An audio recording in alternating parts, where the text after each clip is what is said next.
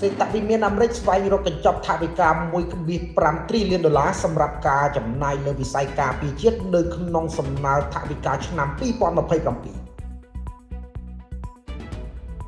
V-Active មោទកភាពភេសជ្ជៈកីឡាដំបូងគេរបស់ប្រទេសកម្ពុជាបំពេញនិងរក្សាជាតិទឹកបានល្អហើយឆាប់រហ័សការិយាល័យគ្រប់គ្រងនិងថវិកាសេដ្ឋវិមានបានចេញផ្សាយសំណើថវិកាឆ្នាំ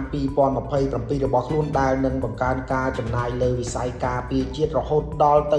$1.5 trillion សហរដ្ឋអាមេរិកខណៈពេលដែលការកាត់បន្ថយថវិកាសម្រាប់កម្មវិធីក្នុងស្រុកយោងតាមឯកសារមួយដែលចេញផ្សាយនៅលើគេហទំព័រសេដ្ឋវិមានផែនការថវិកាបង្កើតឡើងដោយផ្អែកលើចក្ខុវិស័យរបស់ប្រធានាធិបតីអាមេរិកលោក Donald Trump ដោយបន្តរឹតបន្តឹងការចំណាយមិនមែនការពារជាតិនិងកំណែទម្រង់រដ្ឋាភិបាលសហព័ន្ធនៅក្នុងព្រឹត្តិការណ៍មួយនៅសេដ្ឋវិមានកាលពីថ្ងៃពុធប្រធានាធិបតីអាមេរិកលោក Donald Trump បានគូសបញ្ជាក់ពីការចំណាយលើវិស័យការពារជាតិជាអាទិភាពដោយកត់សម្គាល់ថាការទទួលខុសត្រូវក្នុងស្រុកក៏ដូចជាការថែទាំសុខភាពគួរតែត្រូវបានផ្ទេរទៅឲ្យរដ្ឋវិញលោក Donald Trump បានលើកឡើងថាយើងកំពុងប្រយុទ្ធប្រឆាំងនឹងសង្គ្រាមយើងមិនអាចមើលថែទាំមជ្ឈមណ្ឌលថែទាំកុមារបាននោះទេអ្នកត្រូវតែអនុញ្ញាតឲ្យរដ្ឋមើលថែមណ្ឌលថែទាំកុមារហើយពួកគេក៏គួរតែបង់ប្រាក់សម្រាប់វាដែរក្រៅពីការកាត់បន្ថយកម្មវិធីសុខភាពសំណើថវិការបស់សេដ្ឋវិមានក៏រួមបញ្ចូលទាំងការកាត់បន្ថយជំនួយសម្រាប់ជនភៀសខ្លួនក្នុងការតាំងទីលំនៅថ្មីគម្រោងធម្មពលក៏កើតឡើងវិញជំនួយឥតសំណងសម្រាប់សាកលវិទ្យាល័យនិងកម្មវិធីលំនៅឋានជាដើម